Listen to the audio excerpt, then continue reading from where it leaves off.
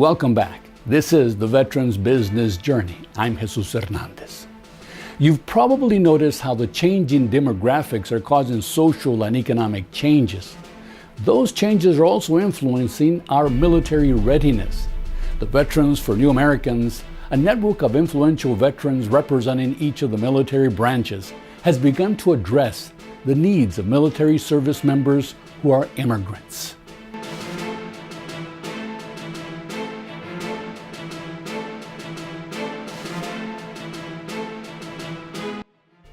Over 20% of Medal of Honor recipients are themselves immigrants. So think about it, 1 in 5 Medal of Honor recipients, the most highest recognition we can give our veterans, are themselves Medal of Honor recipients. So that's something we need to recognize and also celebrate. So one of the things we want to really accomplish is to have our veterans also stand together with our immigrant brothers and sisters in arms. Veterans for New Americans recently held a panel discussion with a focus on bipartisan support of solutions for immigrant service members, their spouses, and immediate family, both at home and abroad. The aim is to amplify the message that military veterans, as well as active military, want immigration reform that honors the service and sacrifice immigrants have made for our country. When I read today, and the document that Octavio mentioned, the fact that the Navy, for example, did a study where only 3% of the folks out there are available to join the military. It's a terrifying idea of how we will separate this country in this way, where only very few are willing to go and defend it. And that, that ought to be reconsidered. But as long as we're reconsidering it, we ought to reconsider whether we should exclude immigrants, documented or undocumented, from being available to join that force, as long as they want to join. And inordinately, we know this, they want to join in greater numbers. When we join the military, we are all trained to see one color, and that's the color of our uniform, green. We don't see white, black, brown, yellow, whatever. We were trained to see one color, and that was green. So the camaraderie stuck with me, and to this day I just believe that immigrants are talented and can contribute to our country, our nation. My history with immigrants in the military really goes back to my grandfather and his brothers.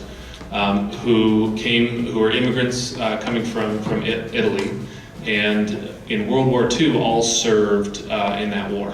And they really thought about it, and the way they communicated to me is they're paying it back to the country that had given their family so much, that they were almost relieved to have the opportunity to go and serve in order to say thank you to the country that had given their family so much.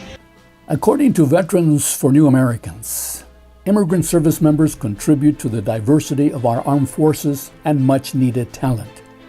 The organization would like to see immigrants included in our military force readiness plans, support for immigrant service members by providing them an efficient pathway to citizenship. We've had a lot of immigrants and non-citizens serve throughout the history of the United States, starting with its Revolutionary War, all the way up to today's conflicts and every conflict in between. And so there are some issues with some non-citizen veterans. In fact, we are deporting them in some instances. We think that's wrong. There's a huge problem with deported veterans who get out of the military, and their legal status is still not, is still kind of murky because our immigration system is so broken. And as a result of that, they may get some kind of even a minor infraction, and they end up getting deported.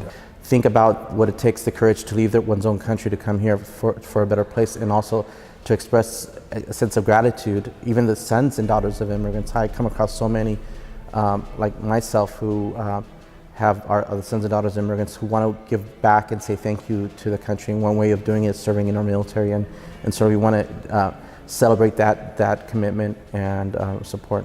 On a moral basis, if you are willing to give your life, sacrifice years of your life, in some cases, you're putting yourself in harm's way, that should mean something when it comes to citizenship and the right to participate in this thing we call the American dream.